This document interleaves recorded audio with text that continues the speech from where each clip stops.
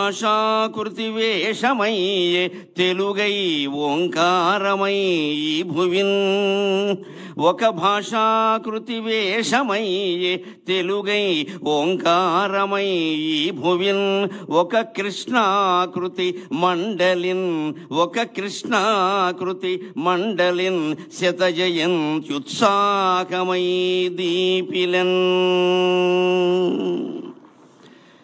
భూమండలాన్ని వసుధ అంటారు తెలుగులో. వసుధ అంటే వసువుల్ని ధరించింది అని అర్థం. వసువులు అంటే బంగారం, వెండి, నవరత్నాలన్నీ వస్తాయి. ఈ వసుధలో చాలా ముఖ్యమైన అక్షరం ఇది. వా తీసేసినా సుధా ఉంటుంది, నష్టం లేదు. ధా తీసేసినా వసు ఉంటుంది, బంగారం అని అర్థం, నష్టం లేదు. కానీ వసుధలో ఏం తీయకూడదు అంటే సు అనేది తీయకూడదు. వసుధలో సు తీస్తే వధ మిగులుతుంది. అస్సు అంటే మంచి, ఆ మంచితనం మూర్తీభవించిన సు అనేటువంటి వర్ణము సువర్ణమే మండలి వెంకటకృష్ణారావు గారు. అవనిలో ఉండే మంచితనం అంతా గడ్డ కట్టి ఆయన అవనిగడ్డలో పుట్టాడు.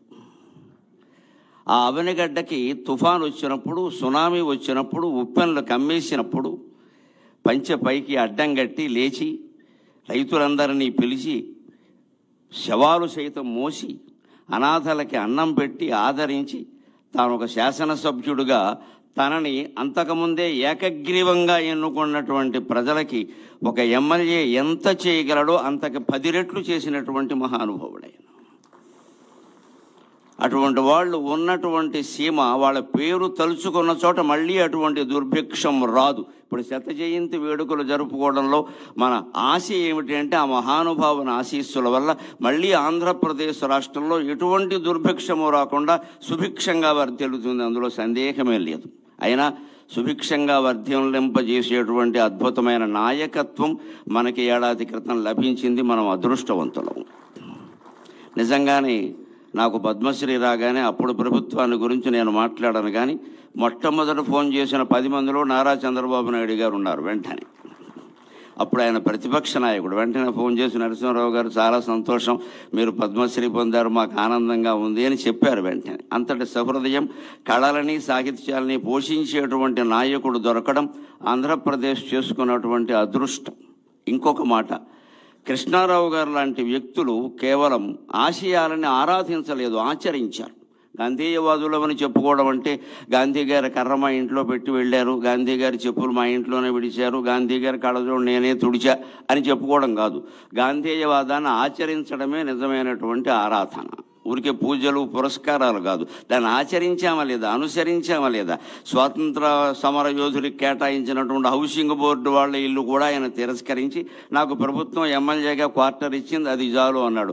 అంతటి త్యాగమూర్తులు మళ్ళీ 175 మంది అవతరించాలని ఈ బడుగు బ్రాహ్మడి ఉద్దేశం, అంతకంటే ఏం లేదు. ఇక్కడ 175 మంది అదే ఉద్దేశంతో ఉండాలి. అన్నీ తీసి పారేస్తాం, మనకేం ఒక్కలా ప్రజలకు సేవ చేయడమే గొప్ప విషయం. ఉన్నాస్తులు కరిగించుకున్నటువంటి నాయకత్వం మండలి వెంకటకృష్ణారావు గారిది.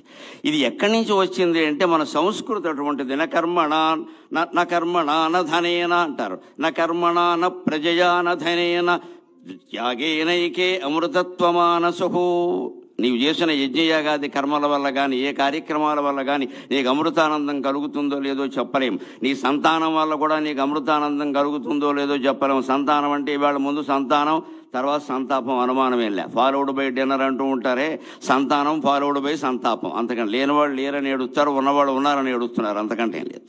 ఈ సంతానం వల్ల నీకు అమృతానందం కలగదు. ఎన్ని 100 కోట్లు సంపాదించినా నీకు అమృతానందం కలగదు. త్యాగం చేస్తేనే అమృతానందం కలుగుతుంది. అది కృష్ణారావు గారి జీవితం. ఇట్టి ఈ క్రమశిక్షణకి ఎన్ని ఏండ్లు, ఇట్టి త్యాగానుభూతికి ఎన్ని ఏండ్లు, త్యాగమున అమృతత్వమునందుమనడి వేలేండ్ల సంస్కృతి ప్రాణమీవు, త్యాగమున అమృతత్వమునందుమనడి వేలేండ్ల సంస్కృతి ప్రాణమీవు. ఆయన భాషాభిమాని, కేవలం అభిమాని కాదు. ఆయన తప్పులు దిద్దేవాడు. ఓ మాస్టర్ అబ్బాయి కదా, గురువు గారు అబ్బాయి కదా, బుద్ధి చెప్పేవాడు, బుద్ధి తేనేమయ్యా అన్నాడు వేమన్న గారు. అందుకని ఆయన తప్పులు దిద్దేవాడు.